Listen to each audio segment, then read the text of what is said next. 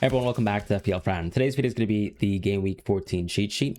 We're looking at a pretty big game week here because this is the first sort of midweek fixture that we have within the Premier League. So whilst we've had European football all season long, this is the first game week where we have uninterrupted Premier League football, and the types of players that tend to get rested for these games, the types of players who don't turn up like Mo Salah did in Game Week 13, are probably worth looking at and sort of reconsidering within your team. Just a kind of note to mention, if you've never seen the cheat sheet series before, it's effectively a tier list of players within FPL, looking at all the positions and price points and how I value them right now within the meta, considering underlying stats, considering, once again, permanence of minutes and, managers and their sort of actions, and whether there's any interesting trends as well to sort of mention. By the way, if you guys have been enjoying the content that we've been putting out, and also you do enjoy the cheat sheet as well, please feel free to subscribe to the channel. Around 60% of viewers who actually watch the videos don't subscribe, so I'd love to have you guys subscribe. That really does help support the growth of the channel. Thank you guys so much.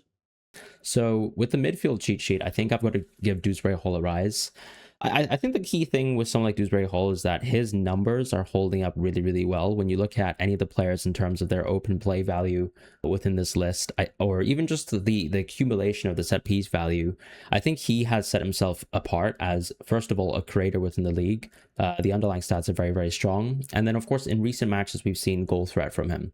So whilst some of the fixtures aren't the best, like even in Game Week 14 here, I don't think this is an amazing game, although Bournemouth's defense is slipping a little bit. What's nice is, he's shown that he's a little bit better at DEFCON. So the averages have sort of pushed a bit higher. The XAG is honestly at the levels of some of the key creators within the leagues, right? Like, I mean, he kind of has similar XAG to someone like Bukayo Saka, and that's very impressive for a player at this sort of price point. So I think that Dewsbury Hall definitely deserves a mention. One of the tricky things with profiling a player like Dewsbury Hall, of course, was that lost season within Chelsea, and then, not being able to see how he was able to sort of transform from that sort of almost player of the season type season within Leicester when they promoted again back into the Premier League, and then actually comparing that to how he's going to struggle within the Premier League, or how he's going to thrive. And so far, I think with his Everton team, he's kind of gone from strength to strength, which I think is a huge addition to his bow. With Lefebvre, I was quite tempted to give him a rise because I feel like my concern with Lefebvre always is around minutes, and I feel like his minutes are just there. They're undisputable, and they have been for a few weeks. But I think that the problem too is just that the fixtures are also really poor for Sunderland, right? Like Game Week 14 and 15, you can't really bypass that as a Lefebvre owner or a Granit Xhaka owner. So I feel like they just kind of have to sit where they are, even though they've been very productive themselves.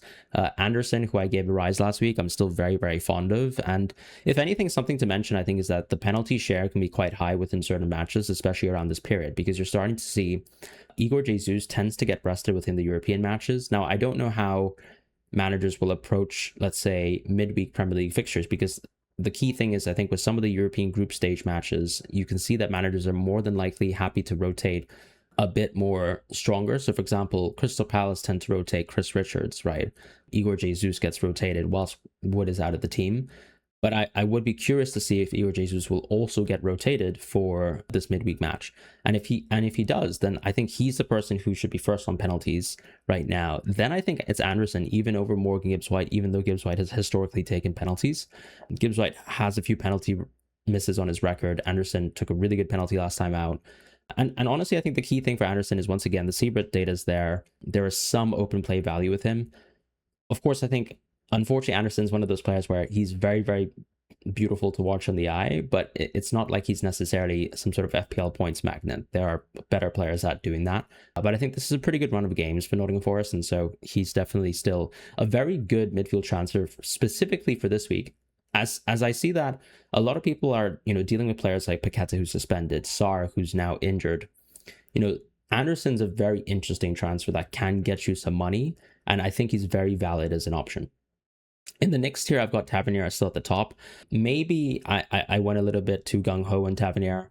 I think a lot of his hauls are sort of dependent on pen share. They're also dependent on minutes, and we're starting to see slightly worse minutes within certain games.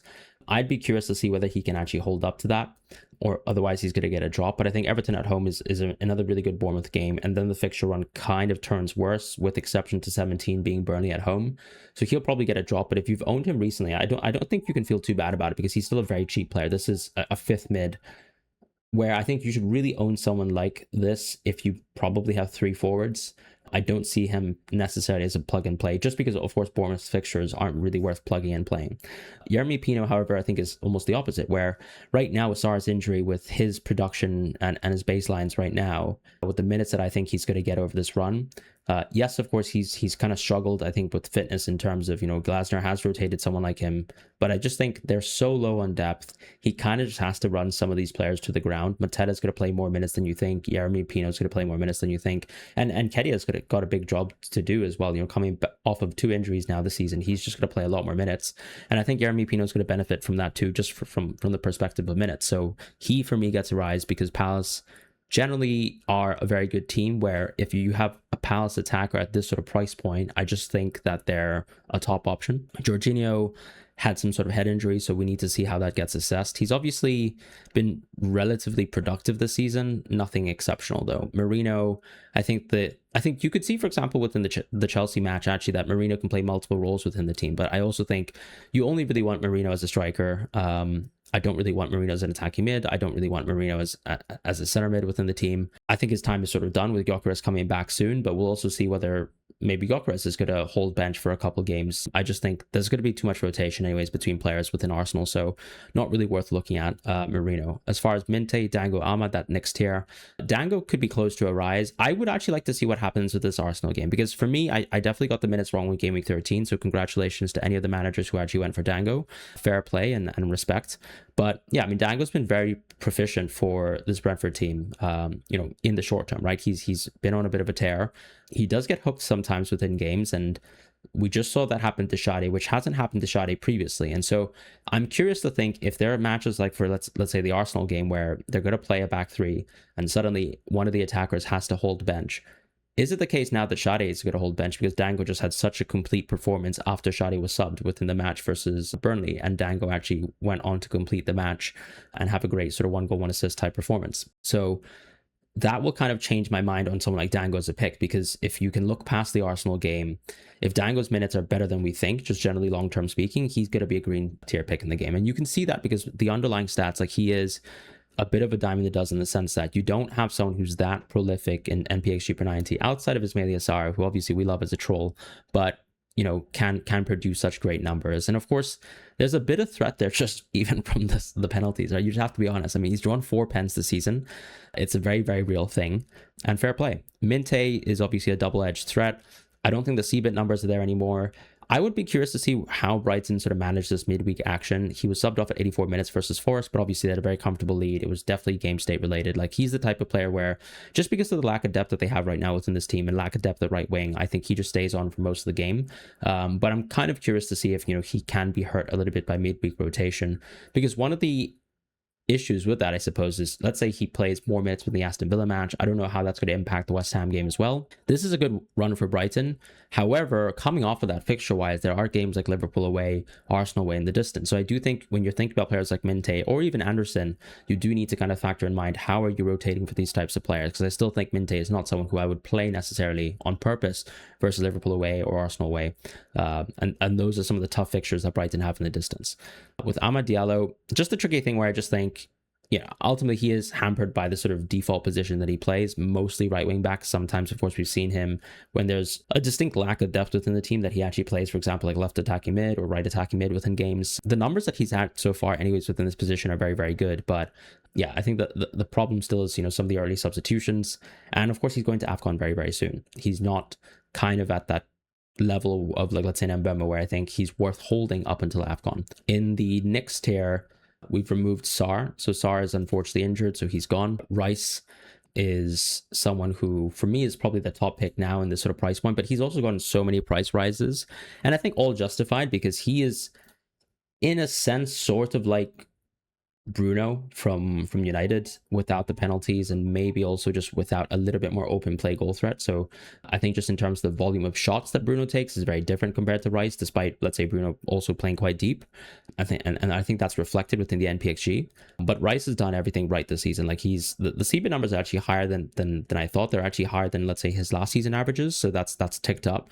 We know he's the best set piece taker in the world. And yeah, I think Rice is the most interesting pick. I still have struggles with sort of factoring in how I feel about Szoboszlai and his baselines, because the tricky thing with someone like Szoboszlai is I still think the position impacts sort of the output in terms of attacking returns and those kind of average expectations. And in some of the games also, like if Liverpool play a little bit more in that sort of controlled approach versus West Ham, I'm not really sure if someone like Sobo's going to lose out in DEFCON in certain instances. I just feel like if the team's going to have much more control, much more possession of the ball, be much more dominant, and sort of stop playing in a basketball, type of way, I think Sobo just gets hurt by all of that, to be quite honest. And we're starting to see also other players taking set pieces, like in recent games, and of course he was benched recently, but Salah, has taken corners. We've also seen Gakpo take corners. So I think I'm not sure if Sobo's someone that I'm prepared to go green, especially since he also has the yellow card suspension threat. Bruno Guimaraes has been very good, honestly, in open play this season. He's not an exceptional pick, but I think with the good fixtures that they have in the distance, like, is he a bad transfer? I don't think so. I think he's a very solid and worthwhile transfer to consider.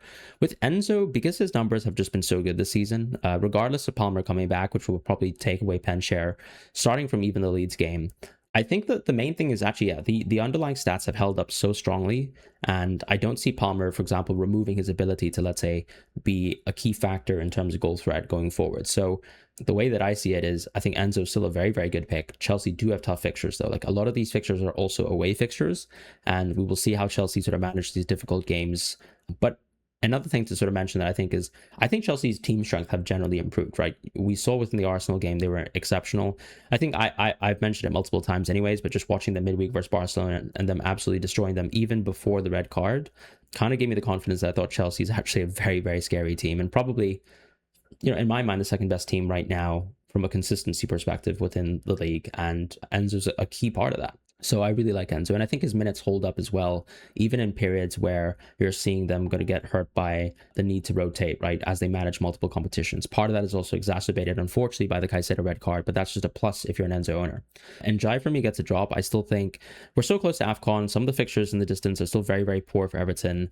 Like Bournemouth away, I don't really see as a good fixture. So with the underlying stats not being that exceptional, the only thing that kind of makes him a bit of an X factor is pen share, and of course, like the off chance of getting DEFCON. However, of course, per 90 numbers need to be reflected, right? He is not someone who always plays 90 minutes for Everton. There are lots of matches where he gets subbed off at 82, 84. That has an impact, because I think when we look at per 90 for players, oftentimes we kind of think about 90 minutes, and hitting that 90 minutes. But actually, I think per 90 almost is also a reflection of players who play, beyond that threshold. Playing those additional 5 minutes can net you that additional DEFCON within a match. So I think that's unfortunate for NJ. The next tier, though, I still have Semenyo top, and I think this is because this is the last game that Semenyo will be top 4. He still has really good numbers in terms of NPXG. He actually was very close to getting a huge sort of mega return in the previous match, and I think Evan Nilsson's pretty much at fault. I'm curious to see if Evan Nilsson will actually be able to hold his spot within the team, because I think he's been really poor recently. But Semenyo still looks like a brilliant pick. I think the tricky thing is also, whilst people will have the want to go to players like Foden in the short term and move Semenyo off for Foden, or let's say use him as a cash cow, this is still a good game. Chelsea now looks like a poor game. United is a poor game. But then from game week 17 onwards, I think even though the Bournemouth fixtures do look poor after that, because of the lack of options we have in the midfield, unless you're very confident, let's say, going both Bruno and Cunha, let's say, and maybe Foden as well, like these 3 players within the midfield, I think there is room for people to go back to Semenyo in game week 17. So I don't think that suddenly, because he's just gone completely dry in terms of points, that I think he's a poor pick once again. Although the penalty share piece is something to look into, where if Tavernier takes the penalty over Semenyo, then that's of course taking a lot of excess value from Semenyo away on an expected points basis. With Eze and Gakpo, I feel like, as I said, I didn't want to make Eze a green pick after the hat-trick versus Tottenham, and that's simply because I think with all the other players coming back into the team, like Odegaard, I think Eze's minutes are going to get hurt a little bit. So I feel pretty comfortable in keeping him as a yellow. With Gakpo, I think I'm almost opening myself to just knowing that slot control us in a sense, where with Wirtz back now, and unless he's like completely given up on Salah, which I think based on his presser comments seem like he hasn't, and he kind of has to play Salah, right? Salah has a 2-year contract. But my biggest question is Gakpo just going to continue to slam 90 minutes, which I think should make sense, because he's been that good this season, right? He's actually been a prolific player for Liverpool. If you're not the type of player who just looks at, price point in FPL, the reality is he has been one of Liverpool's better attackers this season. Yes, of course, there are games where he looks really poor, but you can make the same criticism towards Salah, and simply put, he's just done better than Salah within the 90-minute games that he's played this season, right? The underlying stats reflect that. And I think I would be curious to see how that's going to impact Gakpo's minutes going forward. So, for example, if he plays 90 minutes for Sunderland, I guess we can also say that we've seen multiple instances this season where he's played 290s, then suddenly he gets benched within a match. You can't really stop that. So I feel like, unfortunately, Gakpo still doesn't get that sort of rise towards the green because I've been hurt too many times by Slot and what seems to be like inconsistency in terms of how he, I guess, is adapting everyone's minutes around each other. With Cunha, there's an asterisk here. Unfortunately, you're not going to get an Amarim press conference before the end of the game week. So, that's just a negative, and you can't really deal with that. With Foden, he gets a rise. The tricky thing with Foden, I think, is that his minutes have been exceptional for maybe 5 to 6 or even 7 game weeks in a row now. But this was the first game week where he went, insane. And I think a lot of people are still, whilst Mbeumo's blanking, whilst Semenyo's blanking, whilst Cunha, it seems like he's unavailable. It just seems so natural, the conclusion, to just go towards Foden. And I think a lot of people are going to ship their transfers towards both Foden and Bruno this week. And I think it actually just makes sense. Despite Fulham away and Crystal Palace away on 14 and 16 being quite poor for City, I just think Foden's actually one of the best picks within the game. If you have any confidence that he's going to continue to be able to rack up shots to, be a key player alongside just being the set piece taker of the team. So I really do like Foden. I will be looking to getting Foden as soon as possible. And that's pretty much it. Salah gets a drop, and that's just minutes and an impact of that. I think if ever you can be an unused sub within a game, you're not really relevant in FPL to me. However, he could be, I guess, a piece on free at 14. On the forwards tier list, I've dropped Krupi because I'm sort of reacting to his minutes right now. Like, Kluivert's going to come back into the team soon, so I think that's going to hurt his minutes too. But it could be the case that Evan Nilsson could get dropped sometime soon, and Krupi Jr. suddenly becomes like one of the best picks in the game. Until then, he's just going to get docked down on the cheat sheet. Welbeck, I think you're starting to see what is the problem with Welbeck in a December period. So that 65-minute substitution versus Nottingham Forest, I don't think is a great thing. To me, that's going to suggest that his midweek minutes and even like the weekend minutes are also going to be quite poor. Like, if you're aiming to, let's say, have Welbeck start every single match as Fabian Hurtzler, and you're happy to sub him off at 65 minutes, I can't see why that wouldn't happen again for the next 2 games, which are actually exceptional Brighton games. And I feel like that's why I have to dock the kind of value from Welbeck, just because of minutes. With Waltemart, he gets a rise, great fixtures in the distance, and the news is still very positive around Waltemart in the sense that Wisa doesn't look that close to coming back. Gordon just hasn't slotted really well either on left wing, or the odd games where he's benching Waltemart to kind of give Waltemart a rest. So Waltemart, I think, is kind of all systems go. That also just means more knock-on pen share, right? The better Barnes plays, the better it is for Waltemart. Now, the reason why I don't have Barnes in the cheat sheet is because I just don't think I'm that confident in his minutes. Whereas with Waltemart, I think that sort of unique position makes a difference alongside pen share, and also the lack of forward depth as well. Otherwise, we don't have too many changes within the cheat sheet. Moving on towards defense, I feel like we're now moving towards a period where, unfortunately, with Leeds and Sunderland and the defensive numbers slipping, and also the fixtures being quite poor for them, the value of, let's say, holding 4.1, 4.2 type defenders is very much diminished. So that's why you're getting the knock-on drops for everyone. Alderete is also on 4 yellow cards, so he's close towards being a suspension threat. In the next tier, we have the 4.5s, where I think this is where you start to have, these are players who are more permanently playable going forwards, in my opinion. I think Fulham have set themselves apart as a defense. They're actually continuing week on week to sort of move up the sort of XGC rankings. And if you actually chart it by non-penalty expected goals conceded, they're actually third within the league. So very impressive numbers. But I think sometimes also including the penalty numbers is fair, because you're kind of the team giving away penalties at the same time, right? It's not like we kind of dismiss those penalties as well. Richards and Keane for me are still top. The question with Richards is going to be whether he plays this Game Week 14 match in the midweek, right? Yes, of course, you can, as I said at the start of the video, there are players who get substituted within European games, like for Forest, for Crystal Palace. I would be curious to see whether Richards is going to start this game versus Burnley. It's going to really hurt me as a manager if he doesn't start this game versus Burnley, but, so be it. With someone like, let's say, Keane, I still think he's just a really good, valuable pick, even though Everton's numbers aren't that good.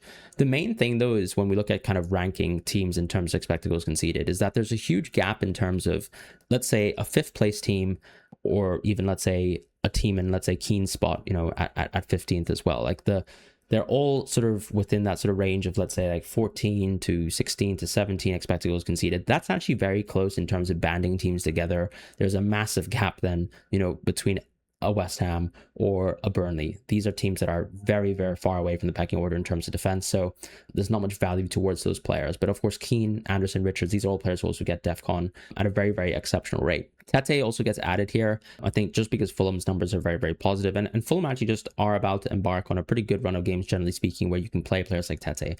I don't even think it's too crazy to suggest that you can even maybe consider the double up of Tete and Anderson in much the same way that a lot of people have been doubling up on Crystal Palace defense. I'm not saying that Tete's some sort of attacking maniac. The reality is he's probably the second best Fulham defensive option, so I quite like him from that perspective. Cash gets a drop because I think coming out of the Wolves at home game, I'm not too keen on really owning an Aston Villa long term. I think it really was pretty much banking on the short-term value of Gameweek 13, and after that I'm not so keen on Villa defense, mostly because they don't produce DEFCON, or even Cash is not that prolific as an attacking player. Gets a rise in terms of Newcastle. Two amazing fixtures, right, in the short term, 14 and 15, but I still think the problem for me is, like, how good are their defensive numbers really as they continue to slip a little bit and as they continue to ship quite a bit of XGC. And then on top of that, the DEFCON numbers are very solid for Thiago so far, but it's not like he's absolutely stand out compared to, let's say, some of the 5 million options who are just much more menacing in terms of their consistent goal threat or even their own sort of average DEFCON numbers. So I feel like maybe he deserves to be green, but I just think some of the other options are a bit more tried and tested. At the same time, I also think I'm very likely to drop the Crystal Palace players and defenders, generally speaking, towards the yellow tier next week, which is why I think I don't want to put towards that green tier as well, because I think that on a fair assessment of things, only O'Reilly should be on that sort of tier list at the top, starting from sort of game week 15. And that's kind of my view in terms of like the quality of these defenders, just to sort of level set with you guys. Nunez has been added to the cheat sheet because a lot of people ask me the question about it. I just think when you look at the underlying numbers here, it's so clear that someone like Nunez does fall a little bit short in comparison compared to Nico O'Reilly, which is why it's always important to mention underlying stats. Like, we use the OptaStats tool from Fantasy Football Hub, which you can find within the link in description. As always, these kind of numbers illuminate how I think long term, as you expect to own a player for 5 to 6 games at a time, how much someone is expected to maybe overperform someone. So that's why I think even on the free hit, despite all the defenders sort of getting into goals or assists, to me, O'Reilly just seems like so much, or so obviously the defender of choice for the City team, despite Nunez also getting great minutes. Senesi gets a drop for me, and I think that's because when you miss Everton at home, honestly, what is the value of you as a defender? The next useful game for Senesi is probably Burnley at home in Game Week 17, so for a long time now, he's just not going to have any value or use within an FPL team. For the next 2 tiers, there's very, very minimal movement. The only movement has been to drop Saliba down, unfortunately, because he, succumbed to a knock, I guess, before the Chelsea game and wasn't ready for that. I don't think he's necessarily even going to be ready for the Brentford game, if they're going to, let's say, protect him from that Chelsea match. So moving on towards the goalkeepers and rounding off on that, Petrovic for me gets a drop because I think Bournemouth's numbers are definitely slipping a little bit too much, whereas obviously the Brighton numbers are holding extremely firm.